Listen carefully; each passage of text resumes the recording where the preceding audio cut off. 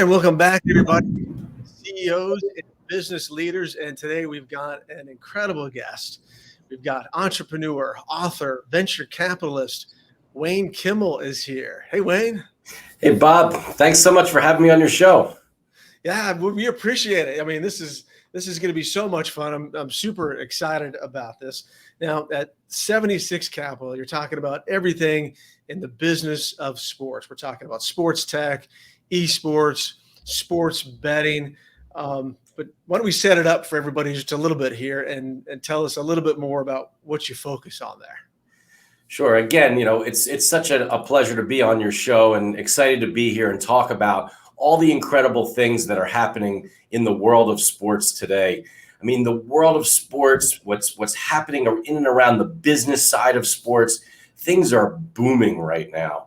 And, at 76 Capital, we are the investors in the startups, the entrepreneurs, the innovators who are truly doing the next thing in all of these emerging areas, whether it's sports betting, esports, and sports tech. And to be able to invest in and then really help and build the companies of the entrepreneurs that we invest in it's amazing. It's an honor. It's so exciting. Every day is more exciting than the next one. I've seen some of your talks, and they're really inspirational. And one of the things I've taken out of there is, and I mean this in the best way, is you seem to be obsessed with finding that next great entrepreneur. Well, that's what we're all about at 76 Capital. I mean, we are in a way the coach. We're behind the scenes, right? We're trying to help our entrepreneurs, whether it's guys like Brian Musburger, who started VSiN, and we sold that to DraftKings earlier this year, or whether it's a Sam Ratner and what he did with Victory, and now that company, we sold that to Fubo TV, and Fubo Gaming is launching, and you can get that app and download that app and start betting on Fubo Gaming. And that was the original, Victory. That was the technology that we invested in, the company we invested in. And it's so exciting to see that. It's so exciting to see 21 hours of live programming on VSiN, and just all the things that have happened with all of our companies. And just to see guys like Brian and Sam, and we have got an amazing entrepreneur in the fitness side of the world, Lauren Foundos. She's incredible. I mean, you think I have energy? Oh my God, she's off the charts, right? So It's just really cool to have these really amazing people that we get to work with. I'm sure a lot of the guys listening right now, some of the younger guys, even the older guys like me, are thinking, what a great company, or what a great business to be involved in sports and technology. How did you originally get started in it? Well, I'll tell you, Bob, nothing's easy in this world, right? I mean, we all, it's all about working hard and pushing things forward. And that's really been the story of 76 Capital for, almost the last 22 years. Right after went to the University of Maryland, went to law school, and then this internet thing happened in the late 90s. And I was like, wow, I got to somehow get into this world of innovation, of entrepreneurship. People are truly creating companies to change the world. And I want to be part of that. And you see these entrepreneurs that were so passionate, and to just be able to be involved with them was incredible. So fortunately, at 29 years old, I started my first venture capital fund, raised $20 million, and started investing in amazing entrepreneurs. And fortunately, those entrepreneurs did some amazing things. As an example, we were the investors in Seamless Web, which was the first online food ordering service. I mean, people used to say to us, what are you guys, crazy? Who's going to order food online? You could just fax in your order. I mean, come on, it's so easy, and or just pick up the phone and call, right? And Seamless is now today, public is Grubhub. And it's just incredible. What would we do without services like Grubhub and Seamless Web? And, also all the healthcare clinics that you see inside of Walgreens today. That was another one of our initial investments. So now if you walk into a Walgreens and you want to get checked out inside their health, in one of those clinics, all across the US. That was our company, Take Care Health Systems.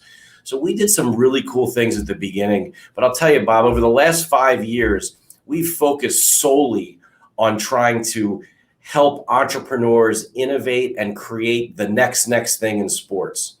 The opportunity to invest in companies that are truly using the latest technology, the latest analytics around data to really use, whether it's sensors or putting sensors on players, sensors in balls or bats. Those are the types of things that we're investing in, as well as to see what entrepreneurs are doing around the esports industry, the gaming industry, how that's just booming today. And then, of course, after PASPA was overturned, which was the law that stated that you couldn't have sports betting outside of the state of Nevada, when that was ruled unconstitutional by the Supreme Court of America on May 14th of 2018, man, that was it for us, right? We went big time into the world of sports betting. Yeah, and I want to talk a little bit more about that for sure, because I know that's huge. But you mentioned something there that I thought was really interesting, and it's when these younger entrepreneurs or older entrepreneurs, when you have an idea and a lot of people say, that's crazy, what are you doing? And it sounds like for you that's a good thing, right? That's a hint that you might be onto something. Well, I was just actually saying that to an entrepreneur the other day, and he said to me, so do you think this is really crazy? I said, yes, and I love it. And he was like so yeah. That is look, I mean, you think about what Steve Jobs said about being the crazy ones, in that commercial, that when he became CEO of Apple for the second time, and they put out this whole campaign about the crazy ones, the ones who can see things that others can't see. I mean, if you're truly doing something innovative, you're doing something that other people just are going to say, what are you that's crazy, go get a job, what's wrong with you, right? But that's what innovation's all about. I mean, who would have ever believed that we're all walking around with a piece of glass in our back pocket? I mean, like, what? That doesn't, you'll hurt yourself. It's crazy. These are the kind of things like companies like Uber. Who would ever get into a stranger's car? I mean, who would go stay in a stranger's house with like Airbnb? I mean, these kinds of things that are just completely wacky ideas are now part of our everyday lives. And we're seeing all of the same type of technology and real true innovation and in sports today. And that's even more exciting, because being so passionate about entrepreneurship and the latest technology, but now bring in this third piece, which I think people are even more passionate about, and certainly I am, is the sports industry. And when all of this comes together and this incredible convergence occurs and is occurring right now, this is a really special time. When we're talking about sports tech and some of the trends that you're seeing, is it a lot about the fan experience, or is it something else? Well, I'll tell you, Bob, it's the fan experience is being upgraded and innovated every single day. The opportunity to personalize your experience, to personalize your viewing experience, to personalize your experience while you're sitting in the stands. All of these things are changing every day. When we're sitting at home watching games and we see all of the data and we see the flight path of the ball, of the golf ball, we see Amazon coming in with, how far, how fast the bat speed was, or, the flight of the ball and all this kind of stuff in baseball, all of this amazing data just even thinking about the innovation of the 1st and 10 line, the first down line on, and having that. But imagine having all of that while you're sitting in your seat, in the stands, in the stadium, in the arena, and have all of that as well. And that's what's coming down the pike right now with augmented reality. So AR, which was, is just this amazing technology, which people are trying to figure out how to use it and how will it, is it more than just Pokemon Go out there? This type of technology is now being integrated and will be seen all across the country as a fan, this new fan experience. And fortunately, we have an amazing company called Quintar that is one of the leaders in pushing that out all across the country, as well as across all the major leagues.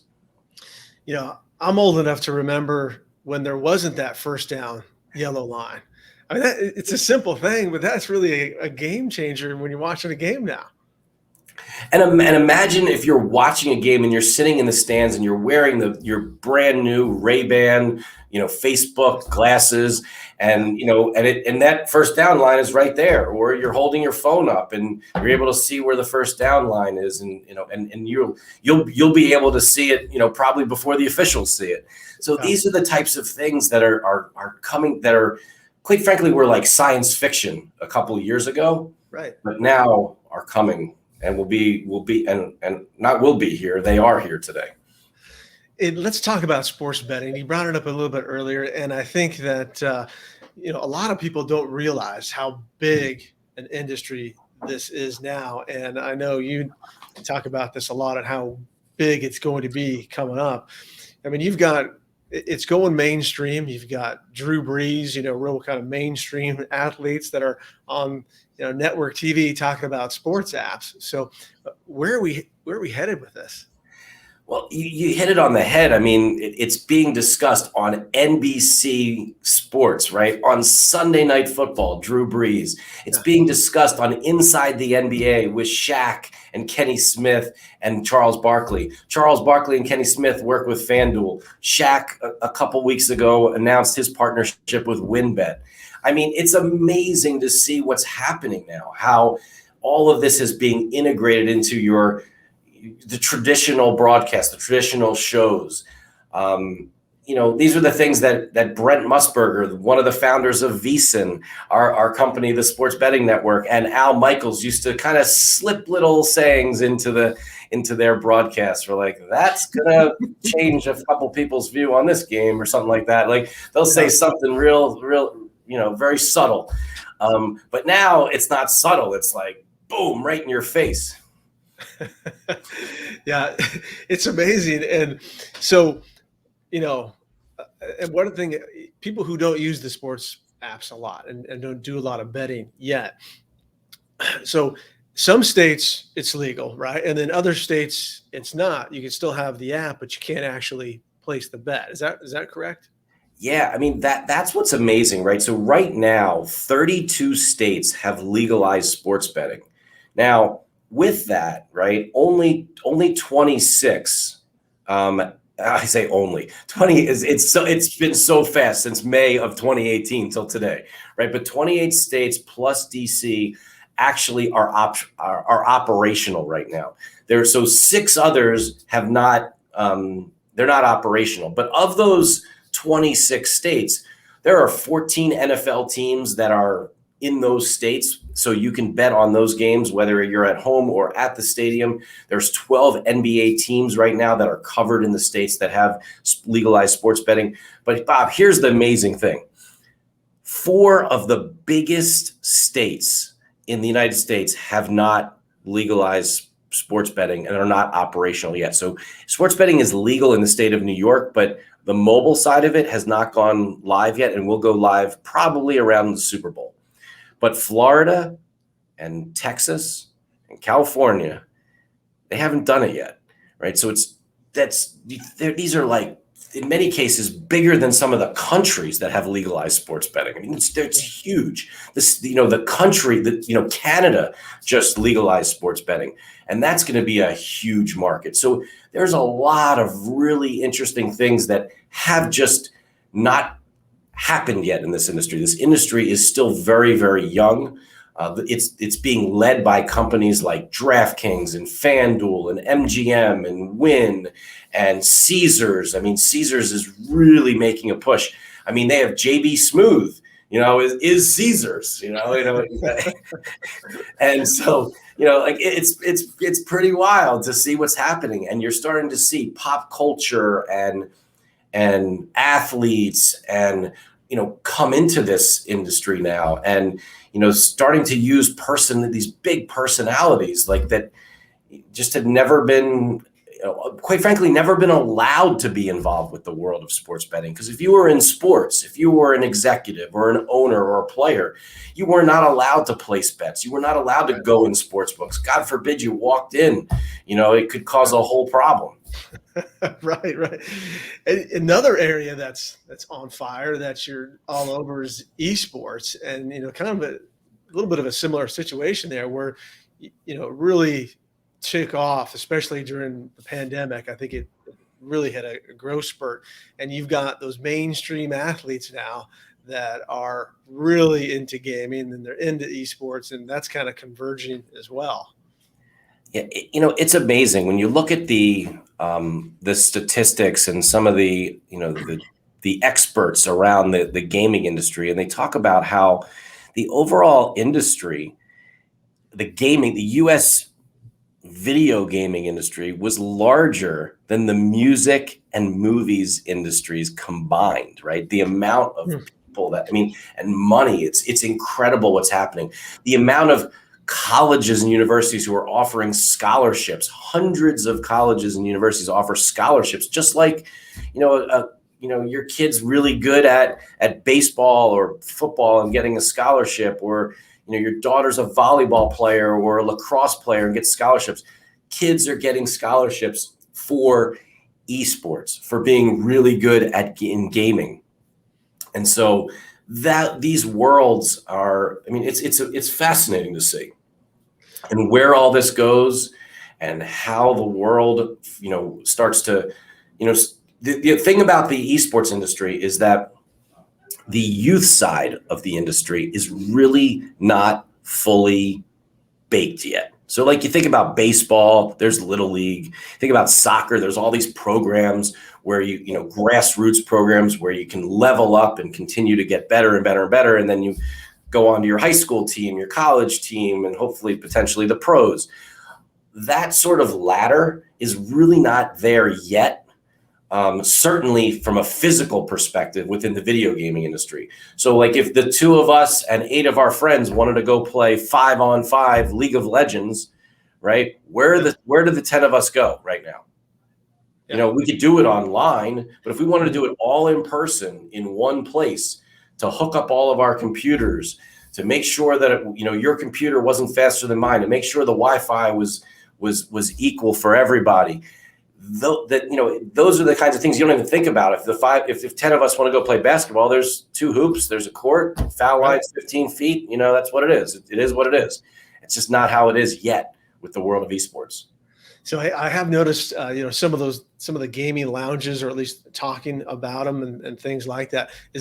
You think that's the next step, kind of the vision around it? Well, it's certainly one of the things that we're involved with and have a lot of belief in. We're investors in a company called Nerd Street Gamers, led by John Fazio, the CEO of that company, and we are building out a nationwide network of places for kids to play, to go to camp, to go to boot camps, to get training, to get coached there, to play in tournaments, and then be able to level up and play at the next level. So these types of facilities are being built right now. There's a number of other companies that are looking at this as well. We're excited about that. We think that that's one of the things that we need. We need to build out that overall infrastructure. Right? I'll use the kind of a traditional word, but you really need the physical infrastructure to do this. Again, as I said, there are soccer fields out there. There are basketball fields. There are ice rinks. There's places to play these other sports. We need these other physical places to be able to play video games today. Fantastic. I've got kids, so I've seen the gaming, and I've seen the boys talking about it, and I just think, like you said, I think there's a really big future there for sure. So lastly, Wayne, let's talk about, from watching your leadership series and your podcast.